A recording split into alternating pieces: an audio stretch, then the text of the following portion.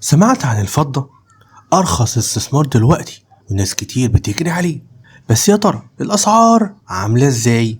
النهاردة وقت تسجيل الفيديو أسعار الفضة في مصر شبه ثابتة، بس العالم كله مترقب كده إيه اللي بيحصل جديد. الأونصة سعرها عالميا $36 و78 سنت، ودي تعتبر نقطة جذب قوية للمستثمرين اللي بيدوروا على بديل أرخص من الذهب.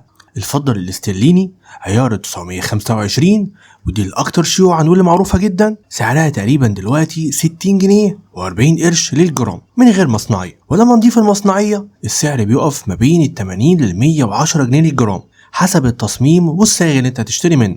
ولو بتدور على الشياكة فالفضة الإيطالي ب 125 جنيه بالمصنعية. أما السبايك وهي الملاذ الآمن بقى للمستثمرين، فسبيكة ال10 جرام ب 608 جنيه، ال100 جرام ب 8340 جنيه، وكيلو الفضة ب 60416 جنيه. يعني الفضة مش بس للزينة، دي فرصة استثمار حقيقية في ظل تقلبات أسعار الذهب والاقتصاد العالمي. لو بتفكر تبدأ استثمار صغير، الفضة حل عملي ورخيص جدا دلوقتي. ايه رأيك؟ هل هتفكر تشتري؟